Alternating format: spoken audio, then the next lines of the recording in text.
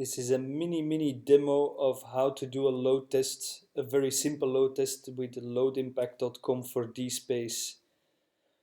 So I'm in this screen where you see user scenarios, and there you can create scenarios with an extension that I just installed for Chrome. So I'm gonna skip that. Well, the installation did happen very fast, but then I'm gonna go to demo.dspace.org/xmlui, where I will define the scenario. So the scenario recorder is here. It's very simple. It just says start recording, and then I can do some actions that the user will do.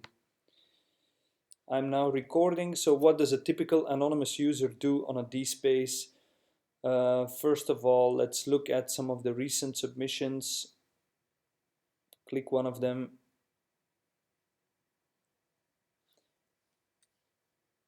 Download a bitstream. Go back, click another one, and then go to the communities and collections page.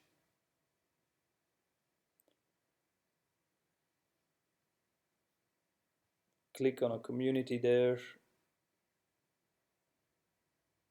and then maybe click on one of these collections in here. And as a latest one, I might be interested in this button to view the usage statistics, to see that page. And here's where I'm gonna stop, just not to make it too long.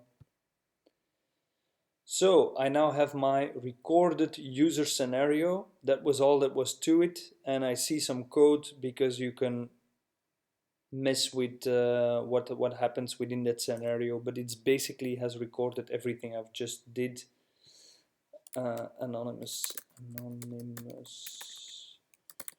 user demo.dspace.org. Here we go. I save it. And the next thing is that I want to run this scenario, do a test, a load test with a number of concurrent users, where I say, okay, which my demo dspace.org test, and I will add a user scenario, the one that I just recorded.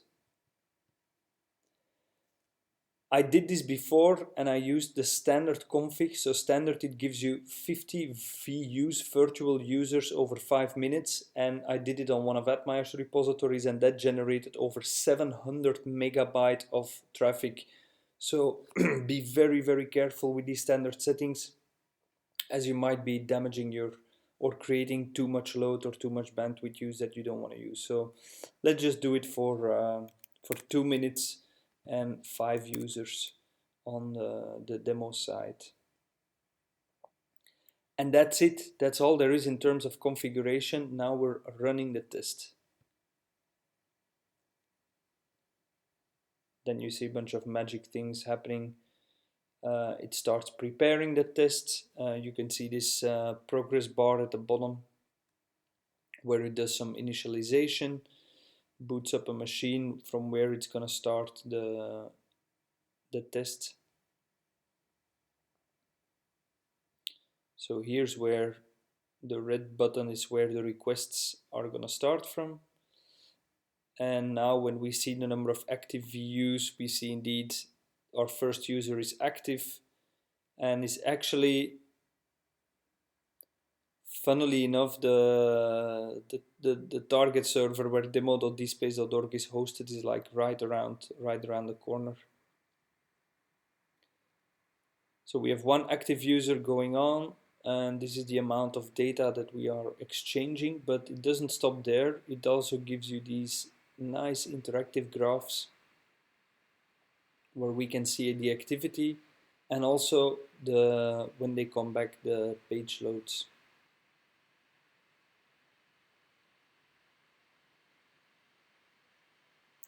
So we still only have a single virtual user active, which is, did I say 2 VUs over 2 minutes? I thought I said 5.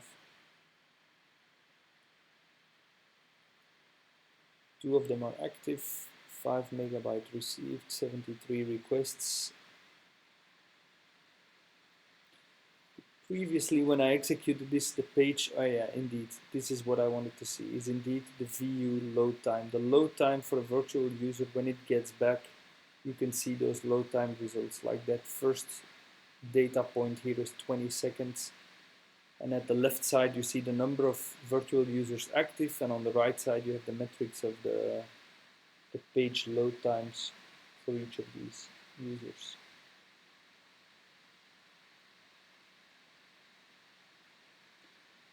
And then you get a bunch of other metrics here, as well as the URLs that are being queried, the speed of all of those URLs, different pages, other log files or log information.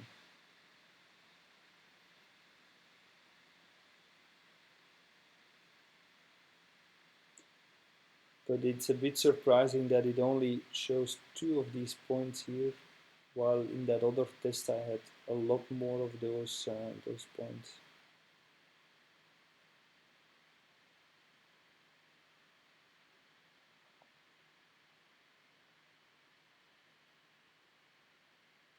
So here the test is finished.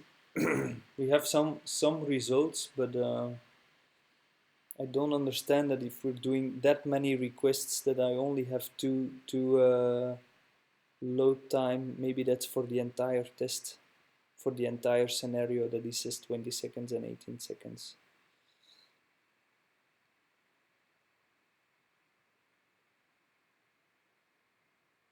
So that's it. That's all I know for now.